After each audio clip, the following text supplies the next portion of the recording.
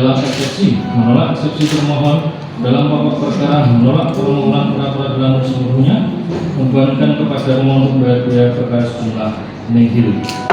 Kemudian PN Jakarta Selatan harus dipatuhi oleh para pihak, tidak hanya oleh termohon, maka perhitungan kalimat berdasar untuk ditolak. Menimbang bahwa dengan demikian permohonan pra peradilan pemohon ditolak untuk seluruhnya, maka biaya yang timbul dalam perkara ini harus dibebankan kepada pemohon sejumlah nihil. Mengingat pasal 33, pasal 34 Undang-Undang Nomor 8 Tahun 81 tentang KUHP, pasal 158 dan pasal 160 ayat 3 Undang-Undang Nomor 20 Tahun 2005 tentang Kitab Undang-Undang Tindak Pidana dan peraturan perundang-undangan lain yang bersangkutan mengadili dalam eksepsi, menolak eksepsi termohon dalam pokok perkara, menolak permohonan pra peradilan seluruhnya, membebankan kepada pemohon untuk membayar biaya perkara sejumlah nihil. Demikian diputuskan pada hari Senin tanggal 10 Agustus 2026 oleh Sulistiwa Muhammad Dwi Putra SMH, Hakim Peradilan pada Pengadilan Negeri Jakarta Selatan, dan mengucapkan dalam sidang terbuka untuk umum pada hari dan tanggal itu juga oleh hakim tersebut dan dipanggil oleh Bagus Setiawan Eko Suryono SMH pada awalnya itu dari pengajian. Jadi kami pada waktu itu berguru kepada Pak Ustadz Mawadi Labai. Kemudian beliau katakan, bagaimana kalau kita bikin sekolah? Kalau sekolah itu kan kita harus perlu dana, perlu modal. Coba kita ke Pak Adam, kemudian kita sama-sama ke Pak Adam. Sampai di sana diarahkan oleh beliau bahwa beliau selaku wakil presiden pada waktu itu, dan diarahkan bahwa ada tanah kami di sana di Kebayoran, katanya di Pondok Pinang. Nah itu bisa dimanfaatkan. Nah setelah itu mulailah kita buat yayasan itu dengan visi dan misi untuk mencerdaskan anak-anak bangsa, dan kita berkeinginan agar anak-anak bangsa itu dapat betul-betul menjadi manusia yang seutuhnya, yaitu yang beragama, yang berpendidikan, dan juga mudah-mudahan dapat menjadi pemimpin bangsa kemudian hari.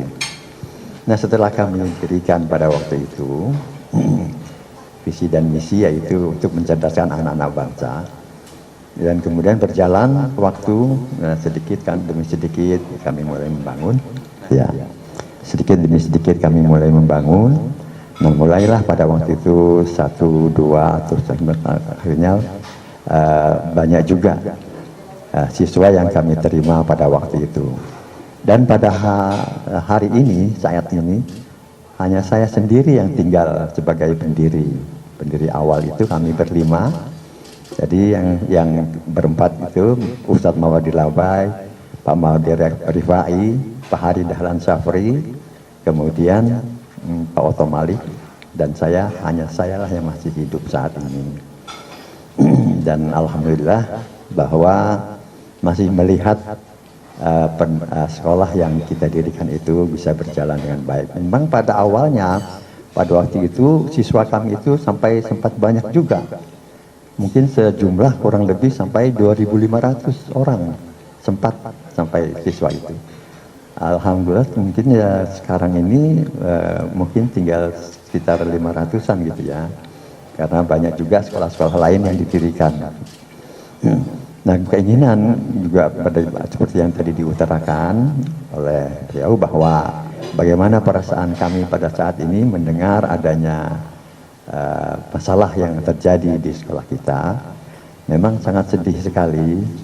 Karena apa? Karena betul-betul kita mendirikan sekolah itu betul-betul dengan rasa keinginan untuk menjadikan anak-anak kita menjadi anak-anak bangsa yang soleh dan soleha, dan juga menjadi pemimpin bangsa yang betul-betul menjadi keinginan menjadi menjadi harapan kita sekalian bangsa Indonesia.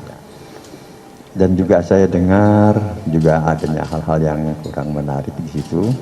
Di samping ada senjata api juga, kemudian ada soft gun dan lain-lain gitu, dan juga ada juga ditemui juga hal yang kurang menarik lah untuk itu diutarakan di sini.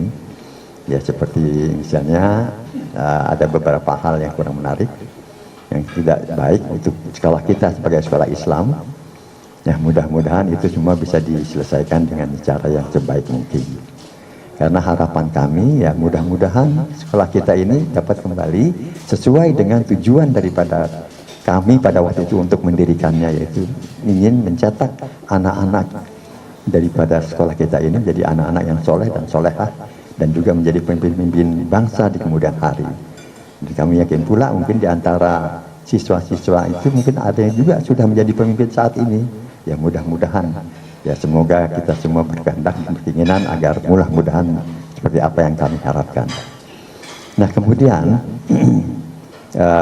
tentunya kami selaku pendiri yang mendirikan sekolah ini merasa bersedih sekali dengan adanya hal seperti ini. Tetapi insya Allah seperti yang tadi saya utarakan, mudah-mudahan semua itu dapat diperbaiki dengan sebaik-baiknya sehingga kita akan kembali kepada tujuan awal daripada kami untuk mendirikannya, yaitu mencetak anak-anak siswa kita ini menjadi anak-anak murid yang soleh dan solehah dan juga menjadi pemimpin bangsa di negeri yang kita cintai ini.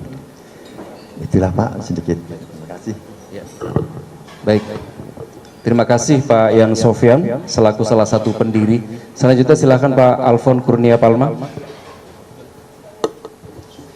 Ini senjata airsoft gun, dia polos. Ini ada ulirnya nggak? Ada Pak. Ada ulir. Bagaimana cara lihatnya? Tadi udah kita sampai. Berarti ya. Udah dijawab ya. Ada 4 pucuk, senapan panjang punya laras nih. Misalkan 4 pucuk. Oke. Dan 2 laras senjata genggam nih. Kaliber 40. Untuk mendukung itu. Jadi kan mau diserahkan atau buat nanti proses pembanding atau penyidikan itu nanti silakan biar penyidik yang menangani perkara tersebut untuk menilai nanti. Nah, untuk seperti itu ada dikubur di sini. Nah, karena ini dari rekan Polda Labuan 4, mohon izin, mohon kiranya berkenan pinjem box ya di sini dititipkan ke pihak Wasekjen Polda itu untuk item-item yang ada di sini. Oh iya, sama ini Pak. Ini tadi kita temukan sejumlah uang nih. Berapa dolar nih? Ini ada di situ di laci. Nih, ya. Apa? Bukan termasuk. Ada hubungannya Pak. Masuk itu tadi mukul dengan peluru.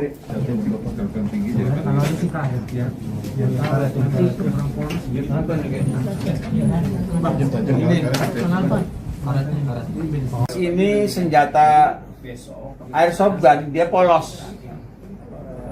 Ini ada ulirnya nggak? Ada Pak. Ada ulir. Bagaimana cara lihatnya? Tadi udah kita sampai. Berarti ya. Udah dijawab ya. Ada 4 pucuk, senapan panjang punya laras nih. Misalkan 4 pucuk. Oke. Dan 2 laras senjata genggam nih. Kaliber 40. Magasin peluru tajam ada 7. 3 yang jumlahnya berapa itu? 9 kali 17. 9 kali 17 itu ada berapa? Ada 14 butir, Pak. Ada 14 butir. Ada 14 butir. Kemudian peluru karet 2, 4, 6, 8, 10, 12. 5,6. Beberapa peralatan canggih yang biasa dipakai oleh Amerika untuk sniper yang secara diam-diam maupun terbuka, termasuk buku petunjuknya.